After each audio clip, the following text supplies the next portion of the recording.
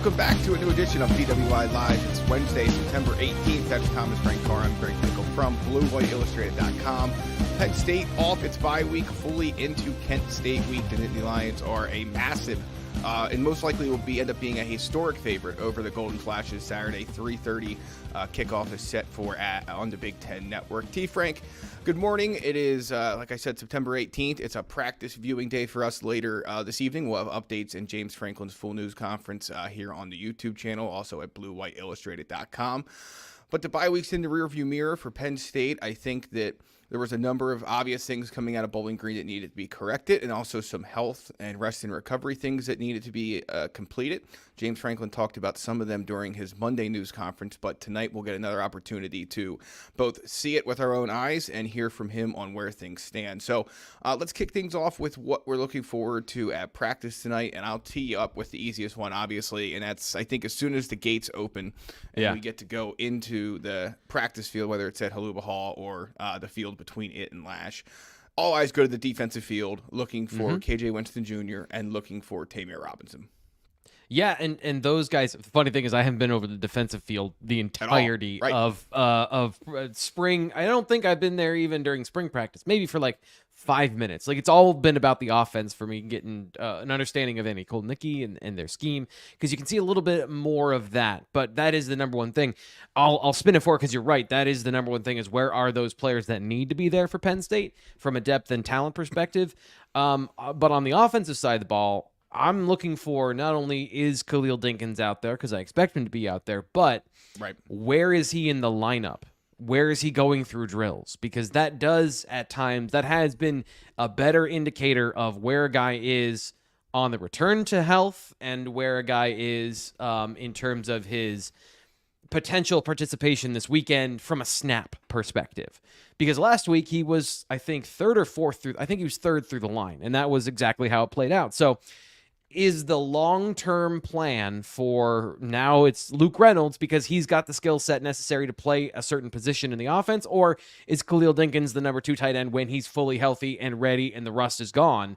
That's going to be something that this is the last pit stop to knock off the rust. So if it's not Wednesday, it's got to be Saturday for Khalil before they get to playing Illinois and their massive defensive ends.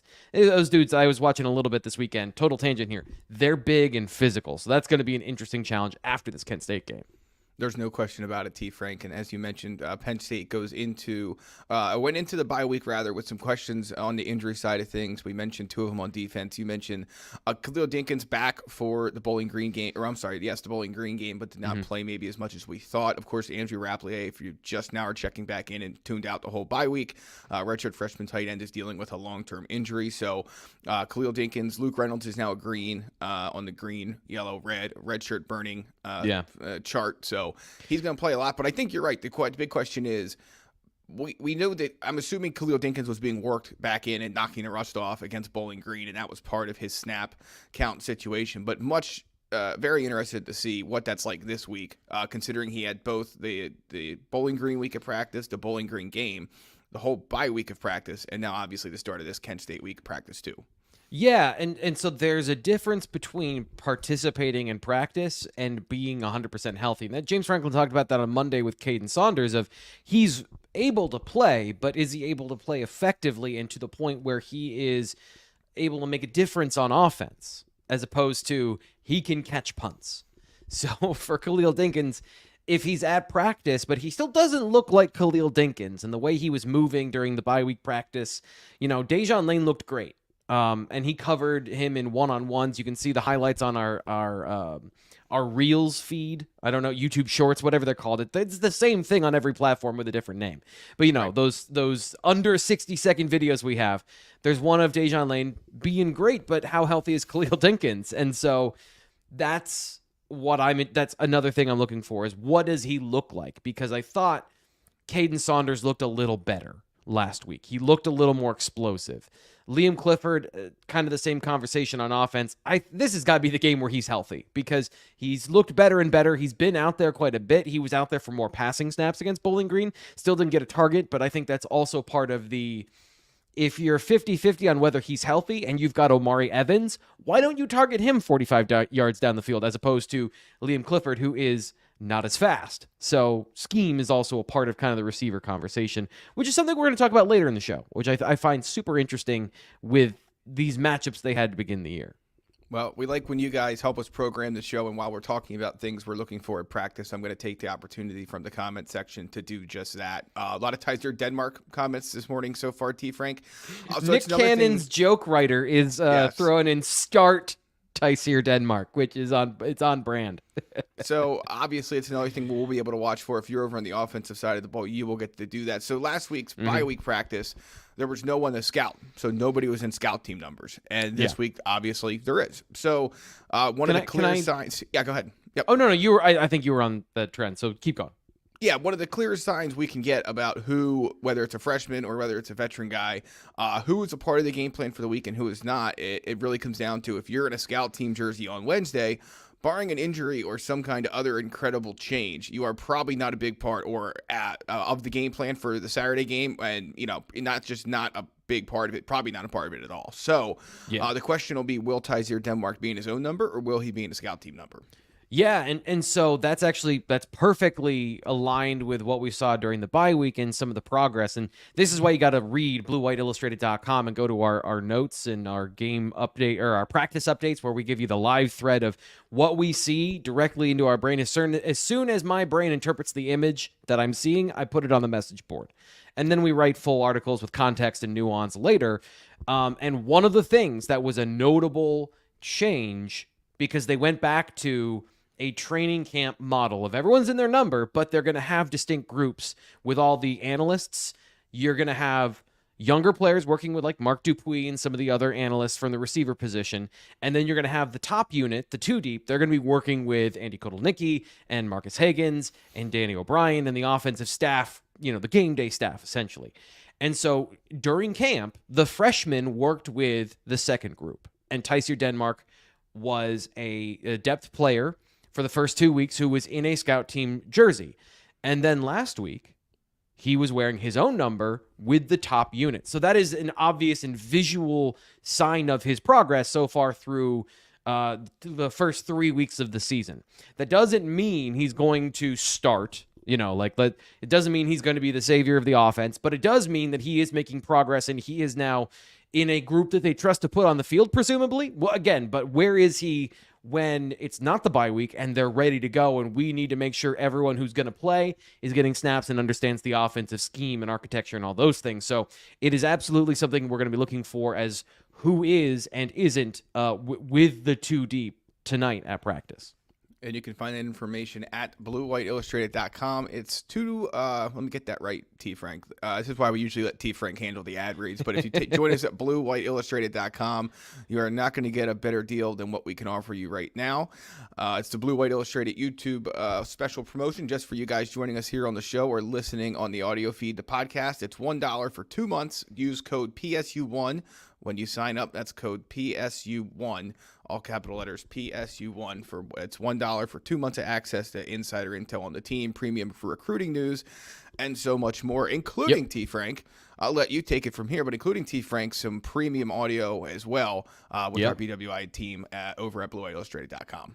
Yeah, something we want to do more often is we want to do this, but have those conversations a little more plainly about what we know and don't know that are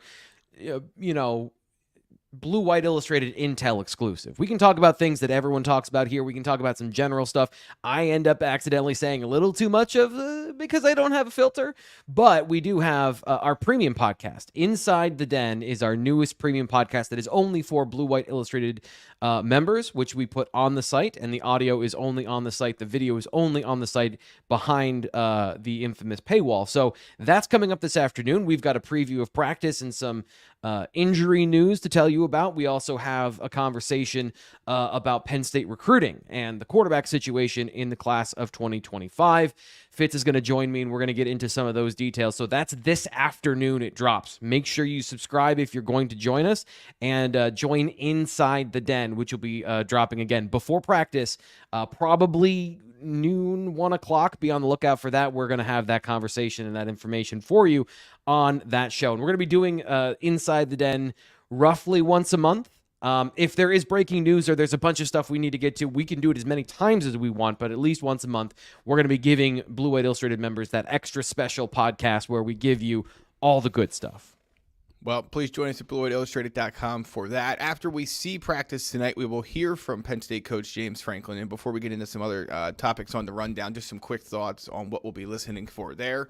It goes without saying, D. Frank, that what he has to say about KJ Winston Jr. heading into this week will be key. He said on Monday that he would likely have more to say on the star defender status after practice tonight. So we'll see if that actually turns out to be the case. And then one thing that has become a routine topic of a James Franklin news conference since the season started is this idea of needing more plays and generating more touches on offense. And I want to spend a little bit of time talking about that because I think based on the way things have been going, there's a pretty good chance that will come up again this evening. And there's a good reason for it because Penn State so far through 2 games, and obviously this has not been the case throughout all 60 minutes of both of the first 2 wins, but they have had times where they are very explosive and they have 3 play 75-yard scoring drives for touchdowns.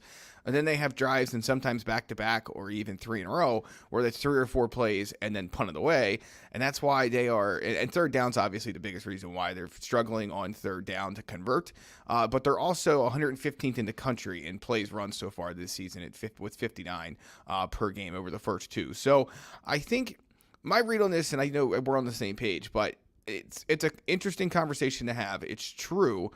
I'm also not ready to completely use 2 games worth of sample size to say that Penn State has an average number of plays run issue or a total third down issue, but both need to be better. There's no question.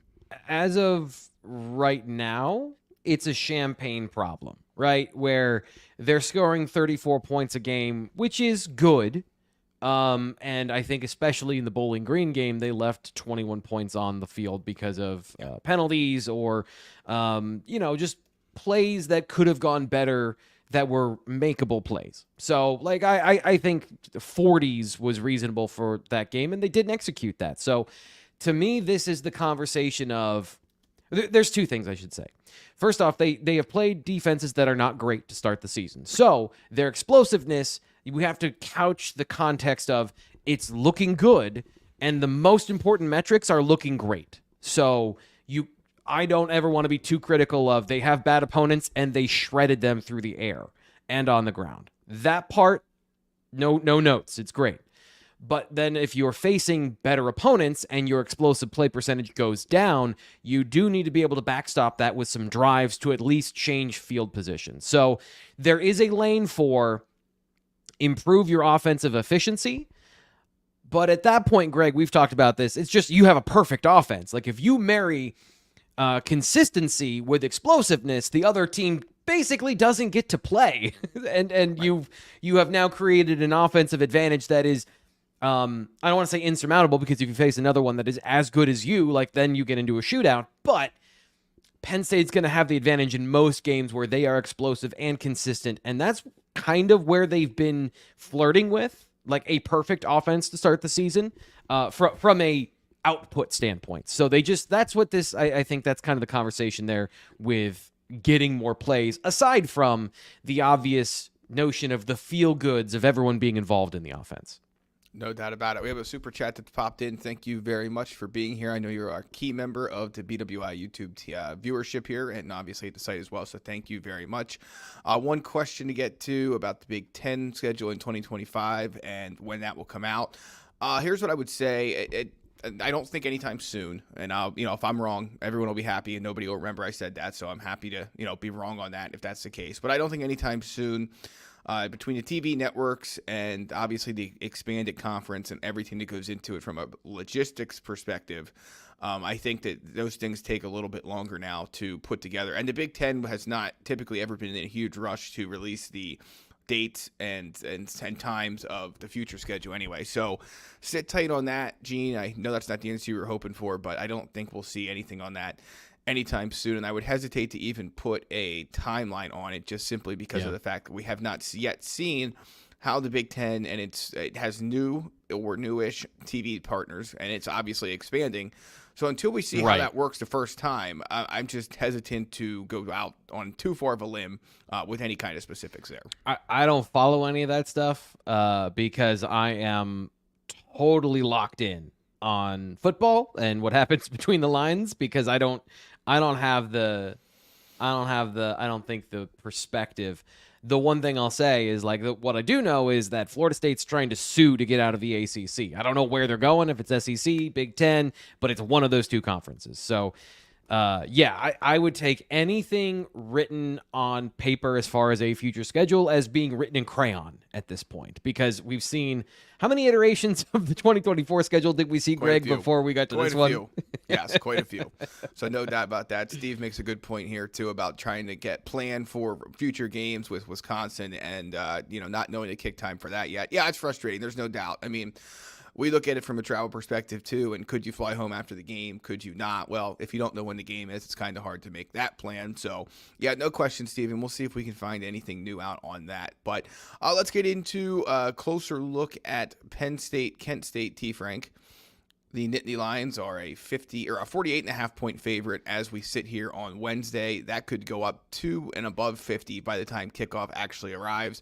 And it's led to an interesting conversation within the fan base this week about what does Penn State have to do for this game to be considered a success, and what does success look like in terms of output and in terms of final production, and how can you grade all of that against a Kent State team that, again, Penn State has never been this big of a home favorite in the James Franklin era. I'm willing to bet they've never been this big of a home favorite. The Idaho, when they won 79 to nothing, it was in the low 40s. This? Yeah, it was in the low 40s. Yes. Okay. So I think if things were reversed, I'm not sure the spread would be this high. But once Kent State lost to Tennessee last weekend, 71 to nothing, that certainly changed the way odds makers were rating Kent State, and with good reason. I mean, their stats are skewed by an 0-3 start that included giving up, I think, 700 yards to Tennessee last weekend, 71 points. But worst statistical offense in the country, worst statistical defense in the country, lowest rated team in the ESPN SP Plus rankings, lowest rated team in pretty much any poll you could find. And so what does success look like for Penn State this week? And that's the first question. How do you grade it? To me, number one, T. Frank, and I'll let you get into some of the thoughts on this, but number one, it goes without saying, A, win, B, do so, and stay healthy are the two keys. Right. And they far and away lead the list. But then after that, what does success look like? And what do you want to see, and what would you be okay with seeing as it relates to that conversation? Yeah, so that kind of gets into the second part we're going to get to in a minute here when it comes to like the checklist of things that I think we're both looking for and then fans are looking for from the starters to look efficient and et cetera, et cetera. I guess the thing that I'm curious about, and this is kind of, I'm going to take your question, I'm going to ask you a question in return. Does the spread matter in terms of final opinion? And this is what I've been seeing. And here's the dirty little secret that I shouldn't admit, but like the comments from the extremes, I read them. It's my job to monitor the YouTube chat and the YouTube channel. So I see people saying that Penn State has to blow out Kent State 71 to nothing or better in order to prove they're on the same level as Tennessee.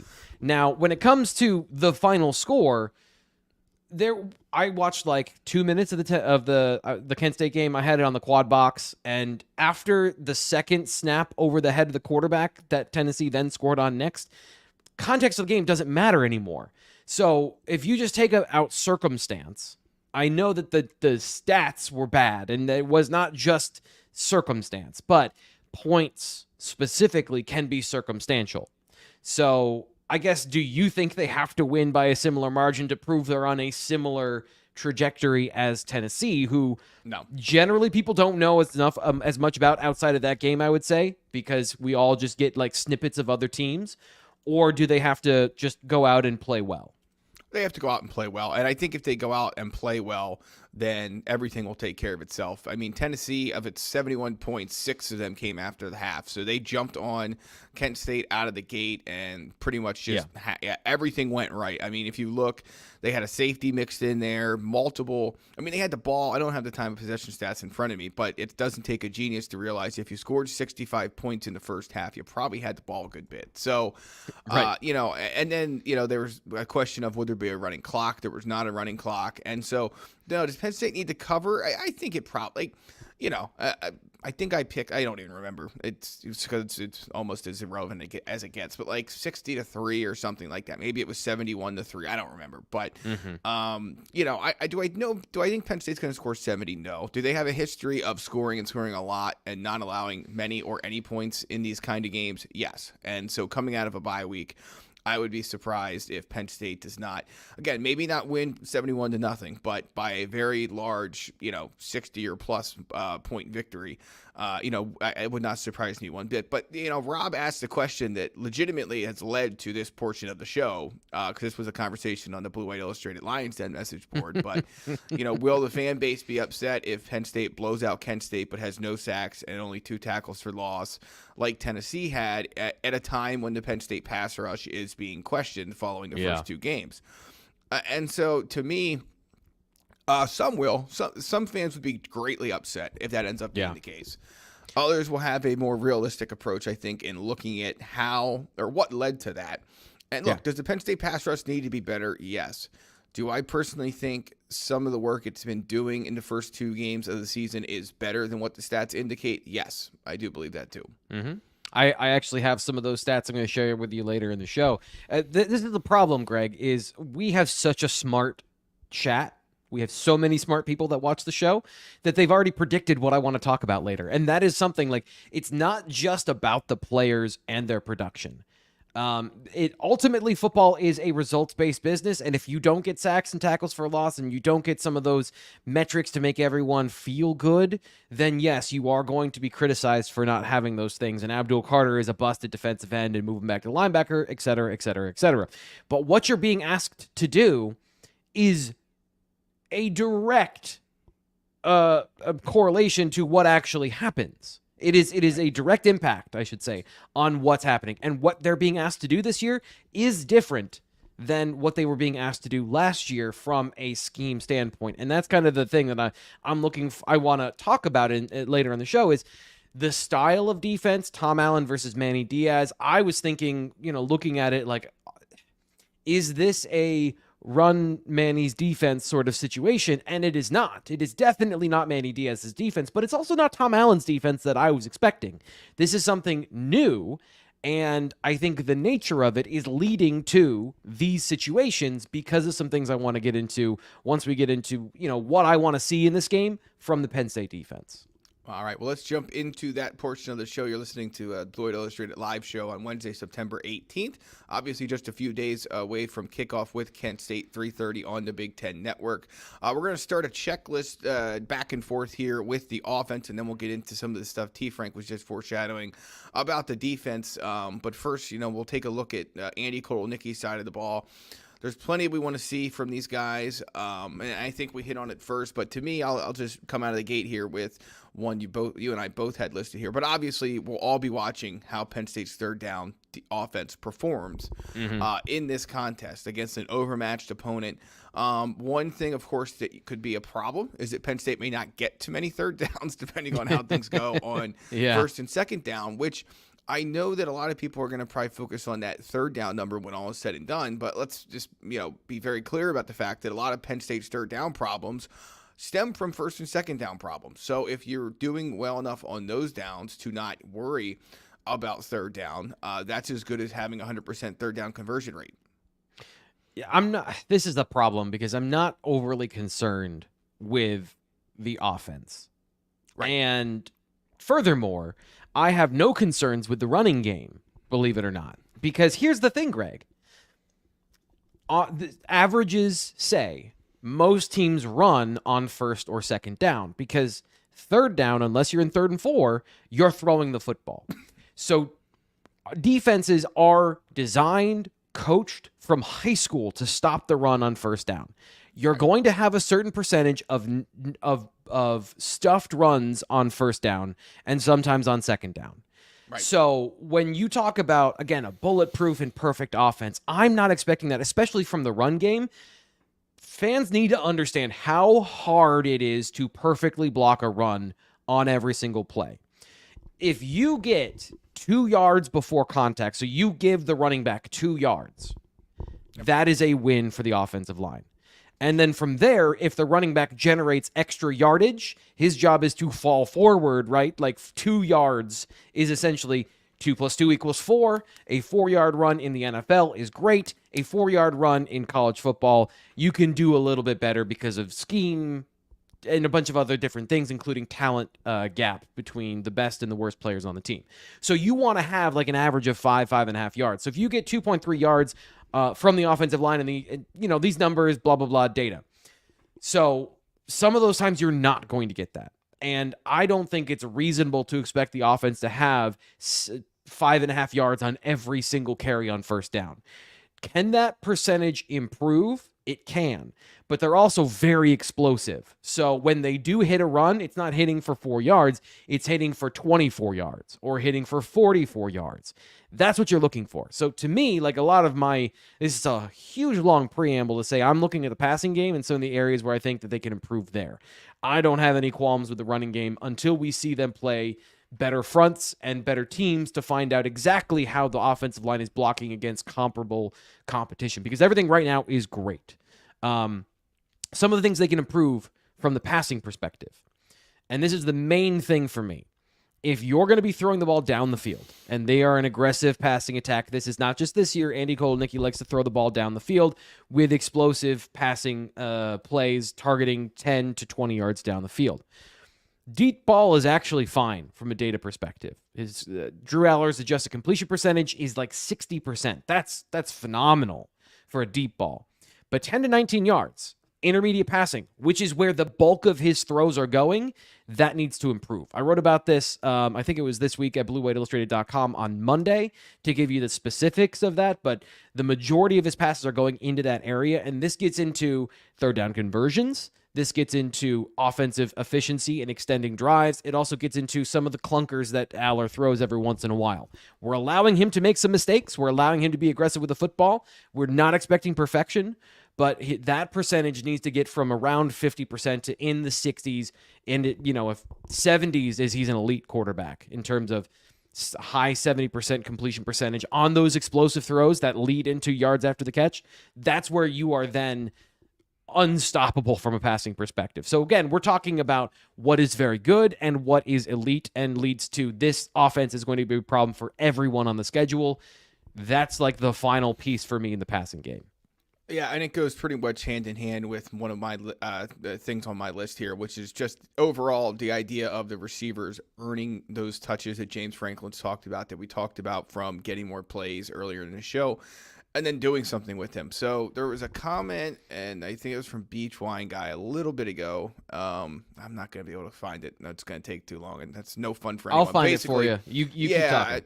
Yeah, so it was somebody other than Harrison, Trey Wallace, or Tyler Warren would go over 100 yards, 100 receiving yards. That was his prediction for the game, stealing my thunder for the Friday Five over at BlueWhiteIllustrated.com. But I'm telling you, we got too many smart people here. Yeah, I agree. There's no doubt about that. And I 100% agree with this. I'm not going to reveal who my pick is. You could probably guess it. And no, it's not Julian Fleming, so take him off the list. But that's not out of the question. I mean, if you're going to go, obviously you only have so many options to go with here. But to me, I want to see what this receivers room can do if it gets more touches. Again, though, if Penn State has a Tennessee-like first half and first quarter, specifically, you're not going to need to see a bunch of throwing plays from the starters. So, that plays into it as well. One other thing you have down here, and we talked about this too, tight end health. So obviously, Khalil Dinkins, where is he at in the rotation for Penn State? Is he 2? Is he 3? Is Luke Reynolds starting again as he did against Bowling Green? What does that look like? And I think that's obviously a very important part of things we'll learn on Saturday because, again, if things go as planned, Penn State is going to have a lot of time to get backups in, which, as it turns out, we thought was the case against Bowling Green. It was not. Yeah. And when you talk about what Penn State needs to do to feel good or, coming out of this game, I think that's probably the best barometer you're going to get.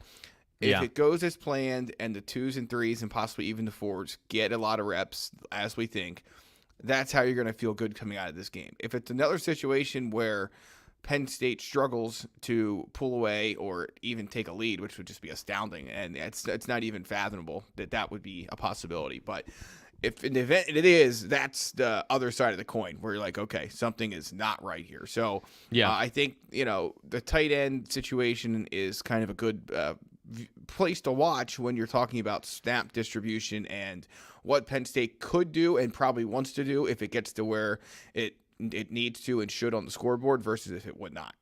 So the interesting nuance here is I think that the most important thing this team could be is dangerous with 3 receivers, because no matter what your offense is, typically it's schematically best if you have 3 receivers that threaten the other team. Because tight ends, you can do a bunch of different things with them, and they are important, but the second tight end can be a little bit weaker or a little bit more specific in terms of his skill set and still be effective. You need to have 3 receivers that can catch and get open. So how the 12 personnel packages, 12, 13, 3 tight ends work, I think from that perspective is really important, because it is a large part of this offense. And not knowing what we have in Khalil Dinkins yet, like we think we know what he is. We think we know exactly what his skill set is, but I want to see him block. I want to see him work in a full sense as a tight end and not just as a space receiver, as that third, as a flex player, because Tyler Warren can do that too. And you want to have him be your primary target. You don't want to have him always being the inline tight end.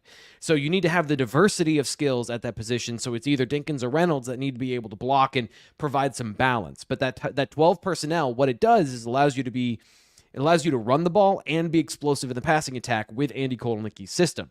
They're very important for changing run fronts. They're very important for changing play actions and other facets of the game when it comes to the shifts and motions and pre-snap blizzard material. So they need to get up to speed for this offense. Again, we're talking about what is functional and what is a complete offense of what they would ideally like to be.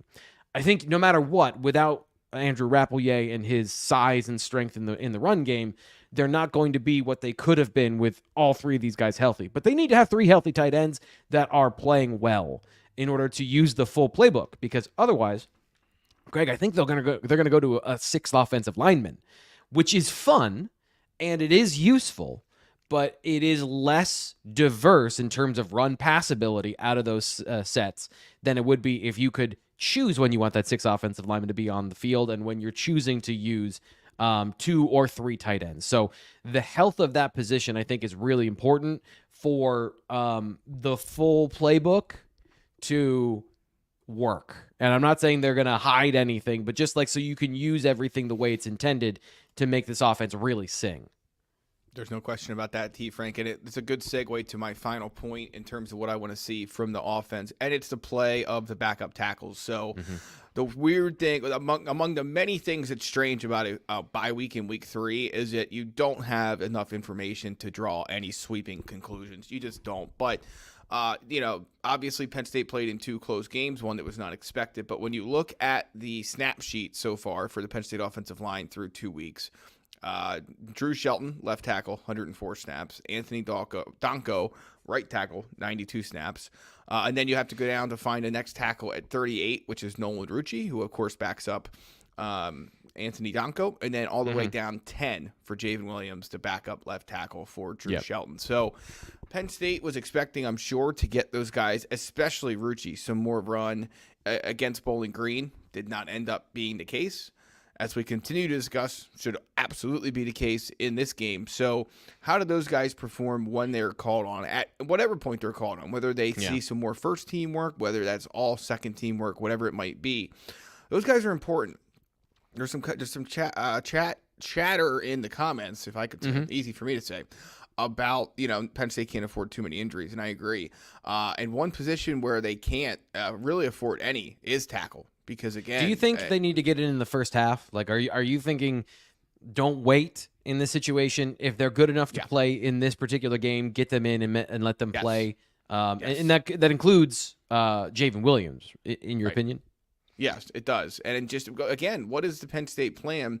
And of course, the one guy I didn't mention here, and I should have, because he obviously is probably, if they really have to do it, he's first up. JB Nelson, who has 34 game snaps so far, as a swing guy, so he's probably first up if one of those top 2 tackles are unavailable. But I don't know, Greg. Yeah, I think fair. That's he's only played guard, And just watching him, I don't know. I know James Franklin has talked about that, and it has been a thing they think he can do.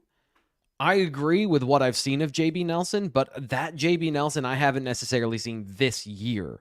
He's a guy that hasn't been as athletic on the field so far as he has in the past, where, yeah, I thought he was a possibility to be a swing player. I think when James Franklin talked about they need to find some answers at tackle during camp, I don't think that's been answered yet. I don't think that is. They have 3 tackles in my mind, so somebody has to make that leap to have that 4th guy.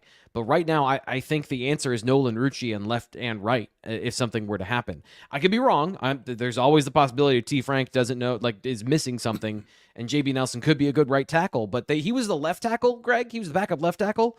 And then suddenly he's the backup right tackle. There isn't a whole lot of difference anymore between left and right, but there is enough that when you make decisions, one guy goes to the right side, one guy goes to the left. He plays left guard and right tackle. To me, that tells me I'm not too far off when it comes to who's the backup tackle, and is JB Nelson athletic enough to do that. Stephen Light, thanks for the super chat donation. We really appreciate it. And I would say the depth is probably better than what we're talking about and giving it credit for. But at the same time, there are questions there. There are just, you look down the list, and there's to me, more than just a individual reason why Cooper Cousins has put himself in position to play. There's no question he's talented.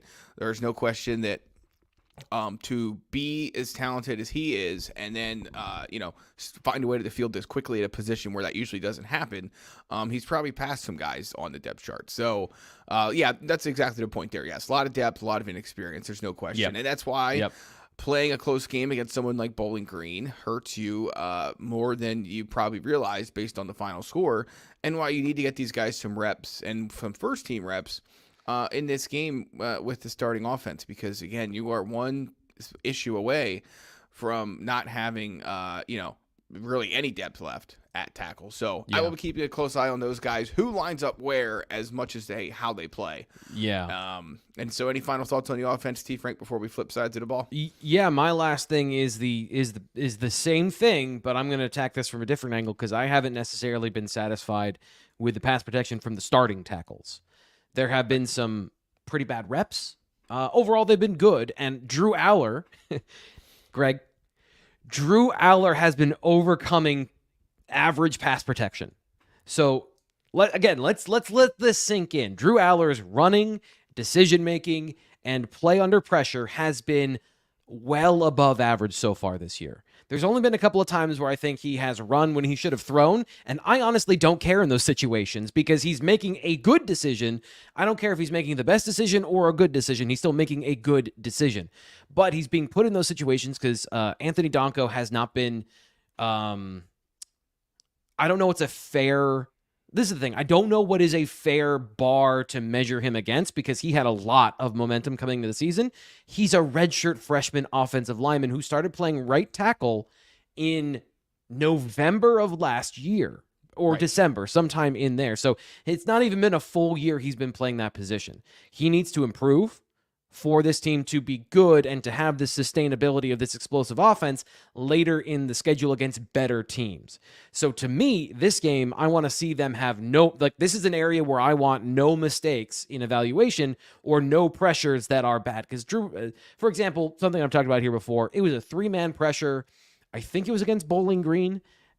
So you've got 5 offensive blockers with the offensive line. You've got 3 pass rushers, and Drew Shelton gave up a pressure in that situation. That's not good. That is a sign of something that is not sustainable when you look at the way this offense has been operating. And it goes back to something that I've been wondering this whole offseason is, how are they going to create an explosive offense, throw the ball down the field, and have a weakness at tackle if that's the case? And so far, they've made it work where they've had a slight weakness, or they have not had clean pass protection from the tackles, and Drew Aller's overcompensated, has overcome that.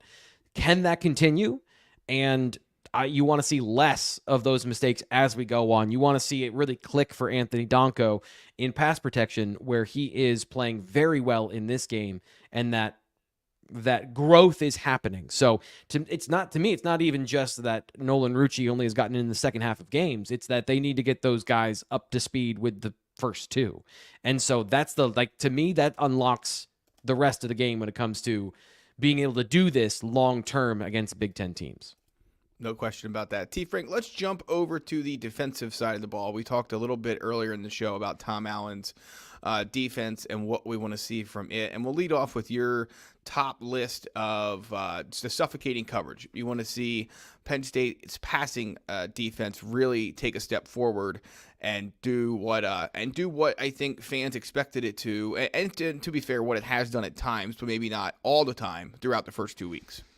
Yeah, and really it was one half of football. It was 2 quarters of below average play for the defense, which included communication issues and injuries, shuffling the lineup midstream. So I don't want to overblow this, but it is informative of what I've been researching when it comes to the nature of this defense so far.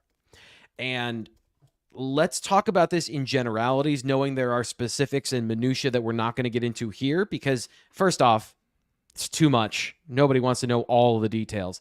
And secondly, it's not the place to do it. Penn State has generally transitioned to a press man coverage team. Generally. So when you do that, you have to be good at press man coverage.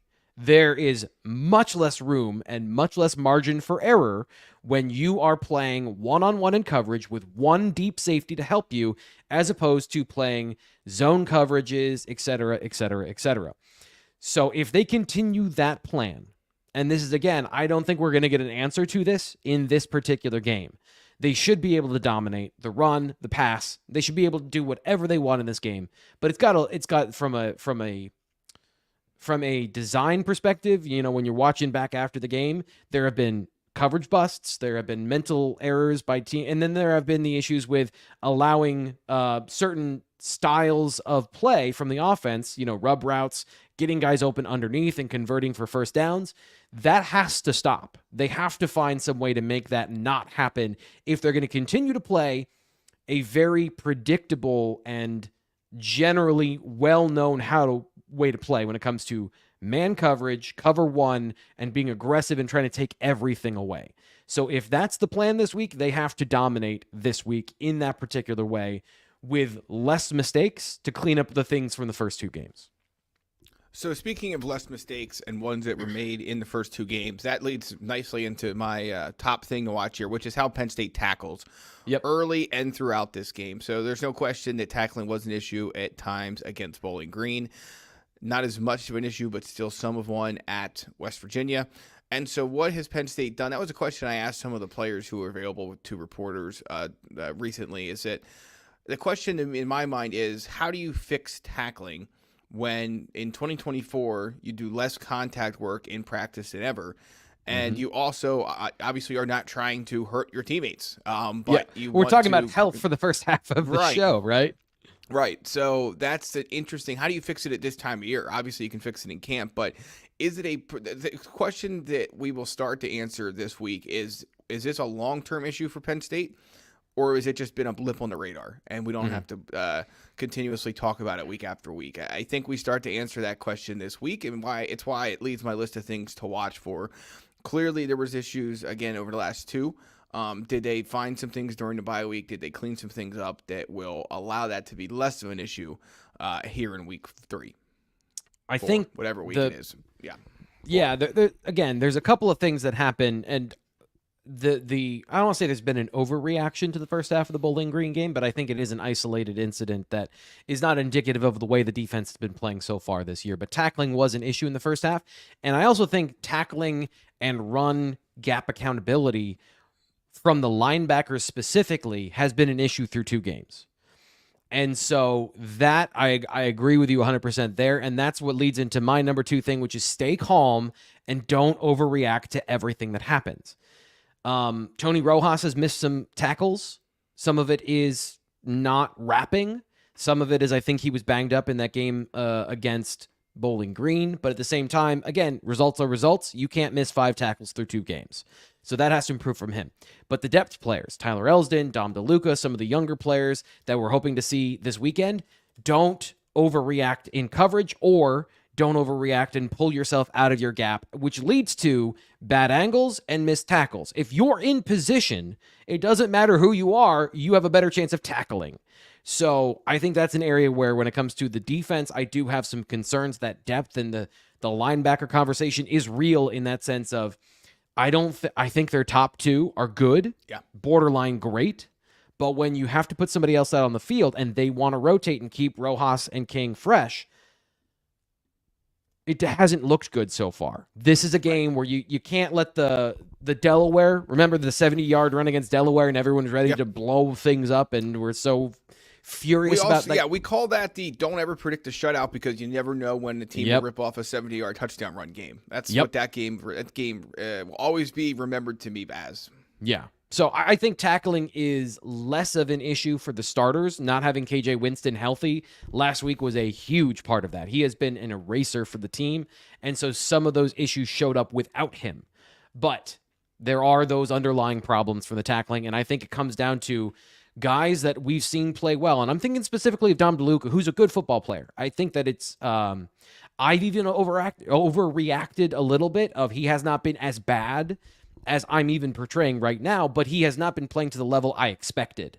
And so that is causing kind of a swing the wrong way in terms of he just needs to calm down and play the way he knows how to play and play with conviction and confidence. And I think he'll be fine. Yeah, we shall see about that. In terms of other things to watch for on defense, communication was another problem Penn State had in the first half against Bowling Green. It seemed much better in the second half. But going back to the constant bringing up of needing more plays on offense, it's almost been a similar thing on defense for James Franklin, where he has talked about this desire and need to fix their communication issues and make sure it doesn't happen again. So the question obviously becomes, what they do during the bye week to fix that? Mm-hmm. It certainly sounds like the issue was very simple in terms of why it was happening, which is that Kobe King was having a hard time hearing Tom Allen in the in-helmet communication system, and then having a hard time getting what he was not hearing all that well, if at all, to the other players on the field. So I'll be curious to see how Penn State operates this week. I would almost be willing to bet there's either there's more signals. That could be the first thing.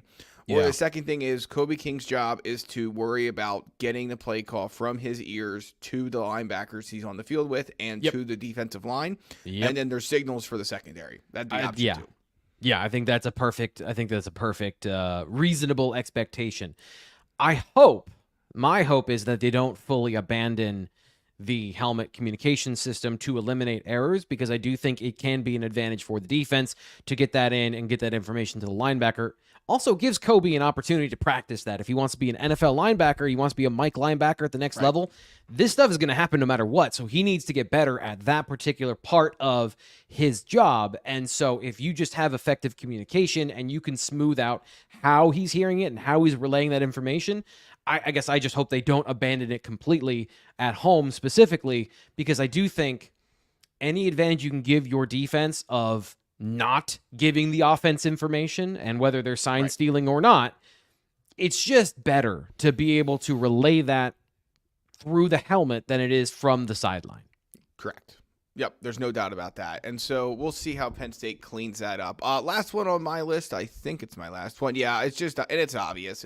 I'm not going outside the box here, but DeJuan Lane, Penn State basically is calling him its fourth, fifth safety at this point. How much does he play? How does he look when he's doing it?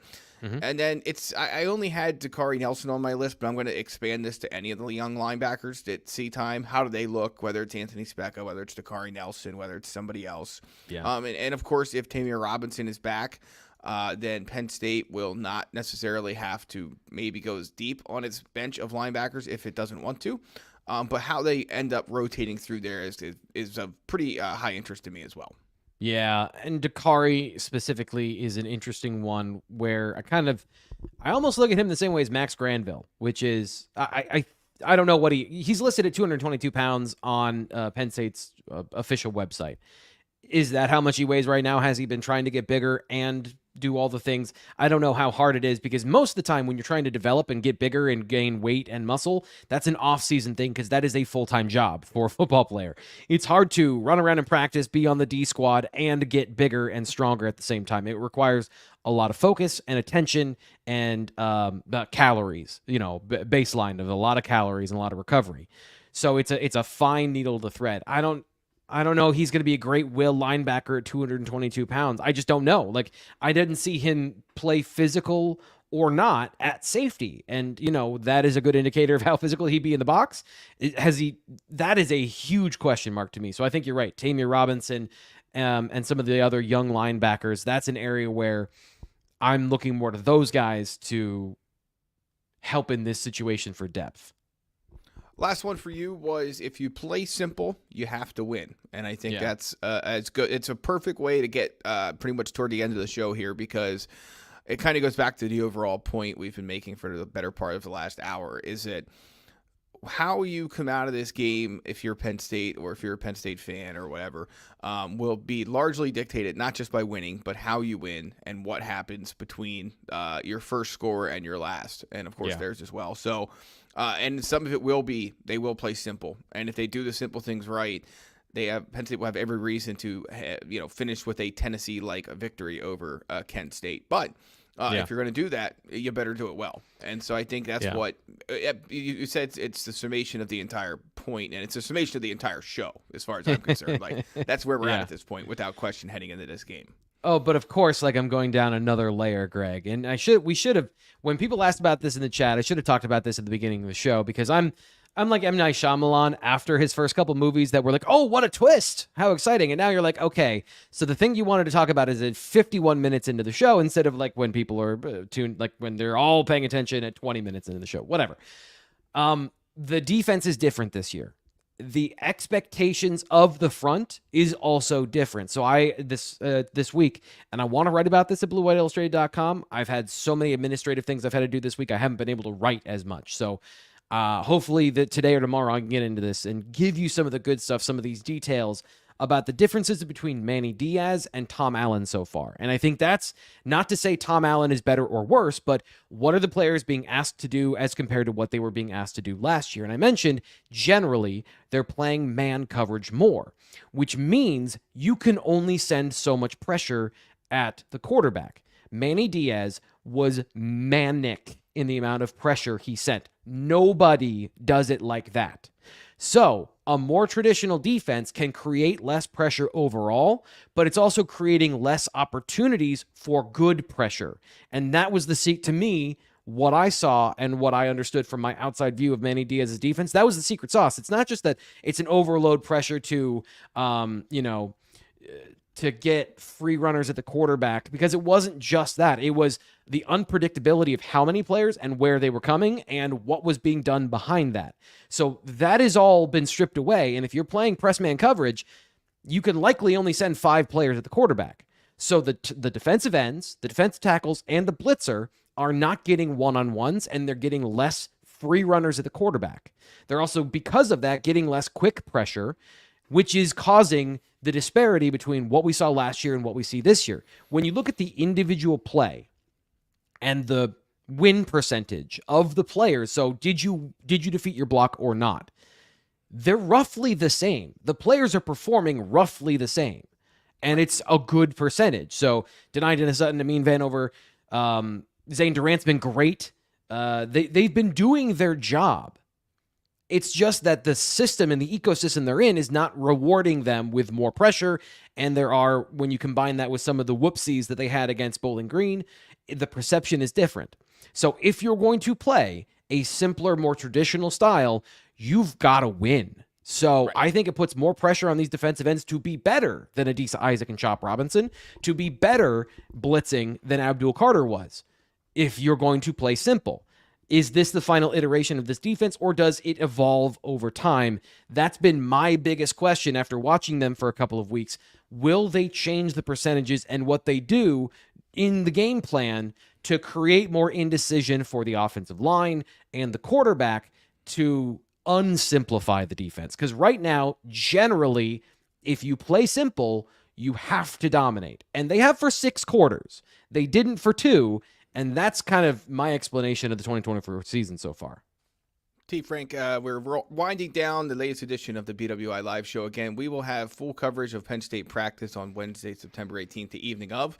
James Franklin's news conference. We'll have the recruiting show on Thursday.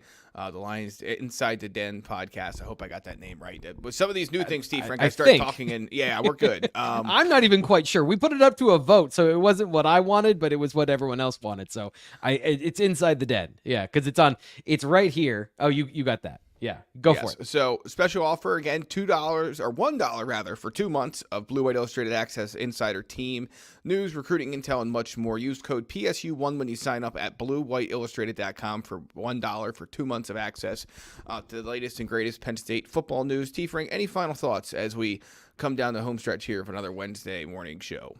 Just that you do an awesome job hosting this. I really enjoy Wednesdays because I get to sit here and yab, and then you do all the hard work of getting us in and out of the conversation efficiently, and you're great at it. So I just, first off, appreciate you, and I love this show, and I hope everyone else is enjoying. And I want everyone to know Greg is doing something very hard, very well, and I always appreciate you. Well, had a good trainer. We will call it there. I don't see any comments to get to, so if you have any other questions for T. Frank or I, visit us over at BlueWhiteIllustrated.com. Like I said, podcast coming up at BWI later today, the recruiting show tomorrow, and we'll be back then next week. You'll be back on Thursday and on Saturday after the game to wrap things up, and you can obviously, again, always follow the latest over at BlueWhiteIllustrated.com. That's Thomas Frank Carr. I'm Greg Pickle. We will catch you next time on BWI Live.